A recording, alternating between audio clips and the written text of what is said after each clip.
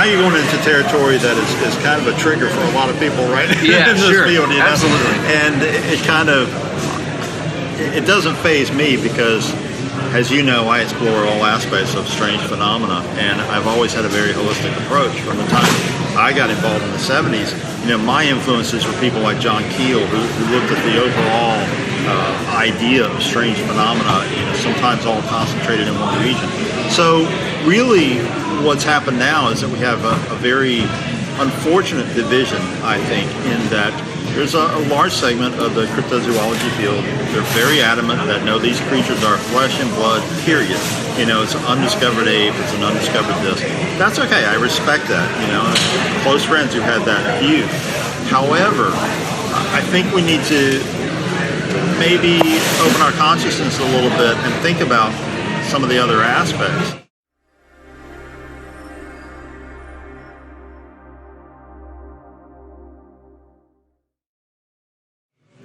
Greetings and welcome to the Vortex. I'm your host, Daniel Allen Jones, and I'm very honored to be here with David Weatherly.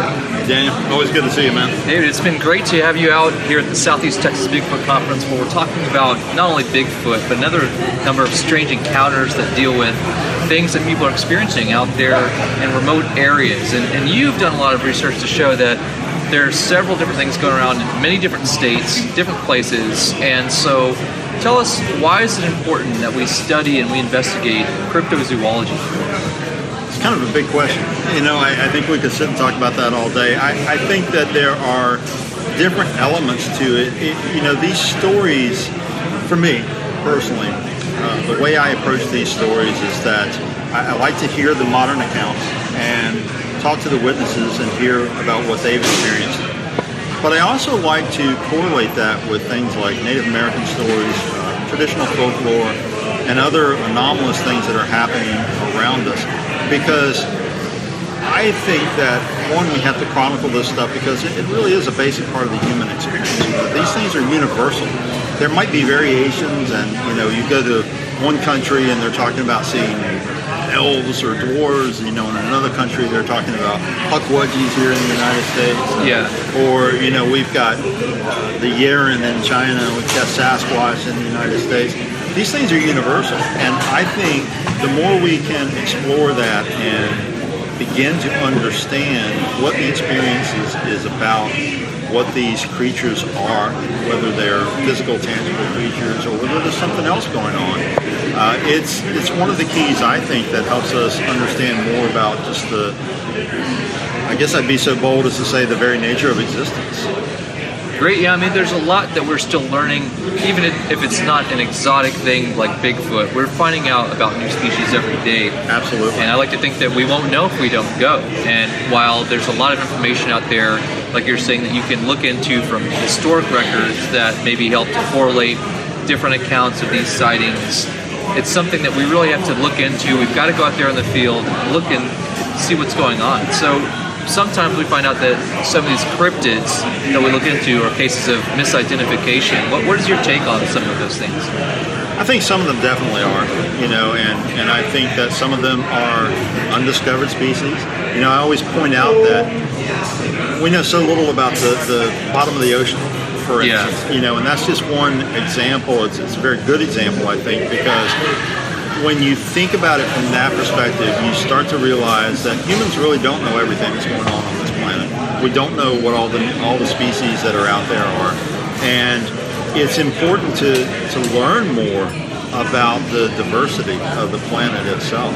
So, exploring these cryptids, we have to approach it from multiple angles, I believe. We need to look at the traditional lore and go to the extreme and look at the weirdness of the sightings.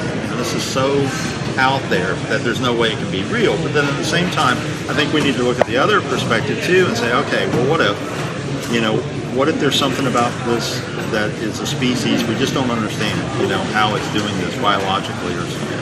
And if we are really open-minded and yet holistic in our approach, I think we'll make some pretty incredible discoveries. For a long time, for instance, the mountain gorillas were myth.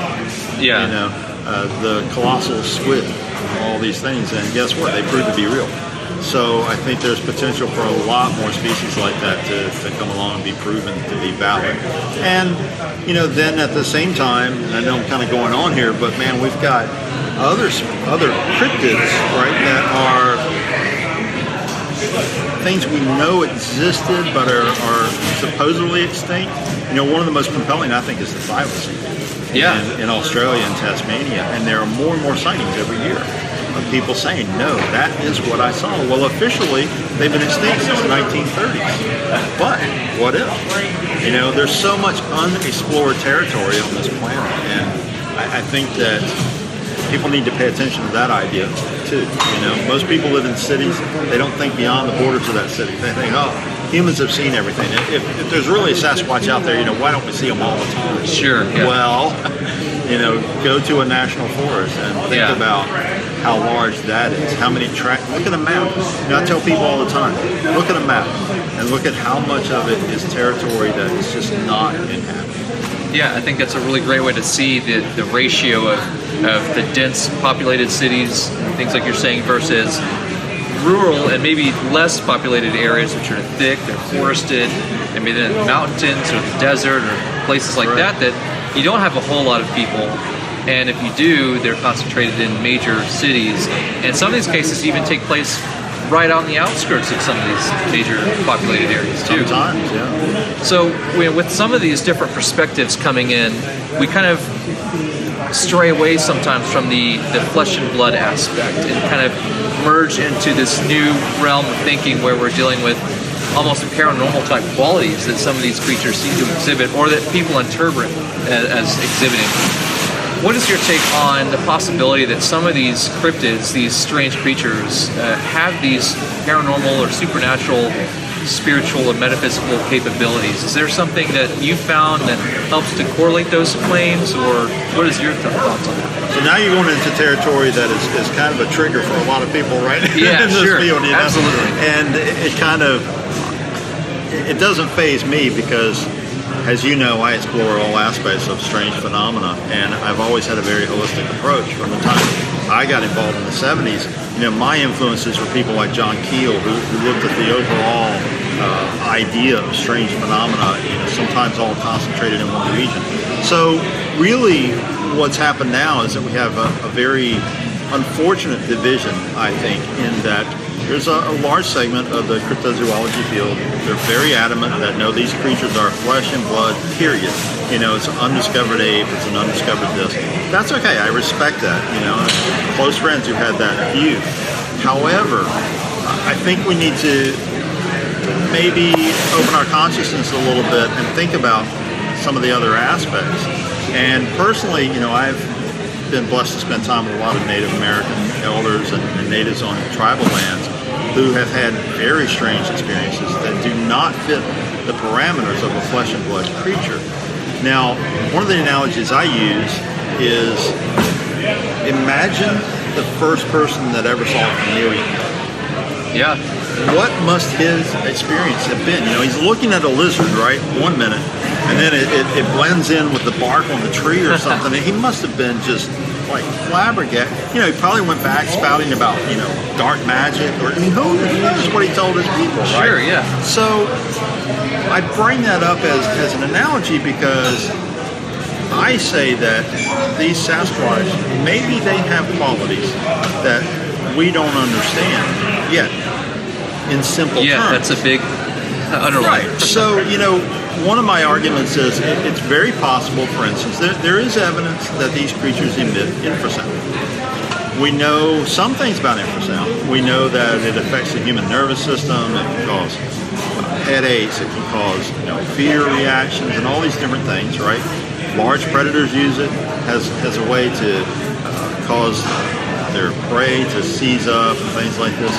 Now, what if Bigfoot, this is the theory, what if Bigfoot is using something similar to that, but something that affects the human mind? Yeah. It's compelling to me when I was talking a while back to a hunter who had an experience. And this gentleman, he was talking about seeing one of these creatures, veteran hunter. He raised his rifle, he had this thing in his sights, in the scope. But Daniel, the next thing he remembers he's turned around facing the other way, and the rifle's on the ground. Wow. And that's all he remembers. He remembers sighting this thing, thinking it looks kind of human, trying to decide whether to shoot, and then there's just this disruption in the flow of his thinking. So, what caused it? It's very bizarre. So, you have a lot of these encounters that have peculiar instances of maybe, like you're suggesting, there could be a missing time issue or a span of confusion and disoriented kind of feeling, nauseated, whatever it is, that, maybe there's a psychological effect that's being emitted. Exactly. So there's a lot to consider. We have to keep an open mind. But there are a lot of people out there who think that Bigfoot, a lot of these strange creatures and these types of encounters, they're all hoaxes, made up, imaginative, or they're just flat out nonsense. What is your take on that? What would you say to people with that mindset? Oh, usually, I've had those people approach me, and of course, they always have the same arguments. Well, why don't we have a body? How come? Why this? Why that? And reverting back to what I was saying earlier, sometimes I'll carry a map, in my gear, and I'll say, look at this, and I'll show them. For instance, I'll say, let's just take one state. Kind of ignore the Northeast for the moment because there's so many concentrated large cities. I said, well, let's look at the West. Utah is a great example. Utah is a very large state. When you look at it on a map, it's it's a state that has a central interstate that runs up the center, and I-15, and then I-80 crosses at the top. So it forms kind of a cross. If you look at the state, you'll see that most of the populace of the state lives on the interstate corridor, one way or the other. Yeah. And that leaves vast tracts of land. There's just nothing. There's just wilderness. And yeah, a lot of that territory has been explored, but it's not. There aren't people walking across, canyon lands to go to Starbucks every day. Yeah. We're talking about large tracts of land, and so that's one argument that I tell these people. And another one is I've talked to a lot of park rangers, and these guys, they have some amazing stories. One, they'll open up to you, but two, ask them some simple questions, even that aren't related to Sasquatch. So one of the things I frequently ask these guys, okay, you've been a park ranger, 25 years. How often have you come across a bear carcass? Yeah. No. They just don't. And these are guys who live out in these, a lot of times they're stationed out at these parks. I mean, they're there 24/7. Yeah. So that's a good thing to bring up is that, a lot of people, they pose the question, well, where are the bodies when we're talking about Bigfoot, right? Well, like you say, how often do we come across a body of a bear? Right. And not just for regular people, but for the people who are out there, the rangers that are there constantly. Exactly. Even they aren't able to come up with some of these things. Exactly. So it's very interesting. I think it's one of those things that people will always be adamant about one way or the other until it's right there in front of them. And I think it's important, we're talking about kind of the extremes of some of these sightings, and we sadly, we have the woo people, as they call them, as some people call them within the Bigfoot community, and then we have the very traditional cryptozoologists, and I'm seeing more and more of a division between those two. And granted, there's people on one side that are very hardcore, there's people on the other side who are, you listen to them and don't consider some open-mindedness, they could sound really out there, right? Yeah. But again, I would revert back to it and say, is there a way to look at some of this information from a different perspective, with a more open mind, and say, who's misinterpreting what?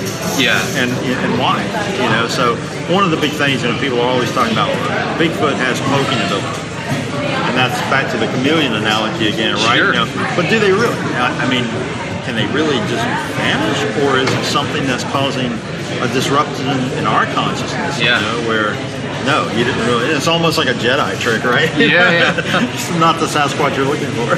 Yeah, that's great. And so there's a lot we have to, again, keep an open mind about. We're still just barely beginning to understand when it comes to this phenomenon. And these strange encounters are happening all over the world. They're not just isolated parts of different phenomena. Right. So we really have to get out there, and I like to think that we won't know if we don't go. So you've done a lot of great work. For those who aren't familiar, let's hear about where they can find out what you're up to and how to get a hold of some of your material. Sure, I'm on Facebook, of course. All the books that are currently in print on Amazon.com, and you can find I've got an author page on there, so all the things are listed. Silver State Monsters just came out in January that chronicles strange encounters and sightings in the state of Nevada. Not a state a lot of people think about in conjunction with cryptids, but there's some weird monsters out there. Yeah. And a new book is coming out actually probably by next week called Copper State Monsters. There's also a brand new website coming that's not up yet, but it can be found at eerielights.com. And that's going to have a whole lot of different things on it. My work, as well as some news features and articles and so forth. Great, Dave. Well, it's been a pleasure to have you come out and share. Always good talking really with you, looking Dave. forward to having your new work, so we'll have to get with you again soon. Thanks, man.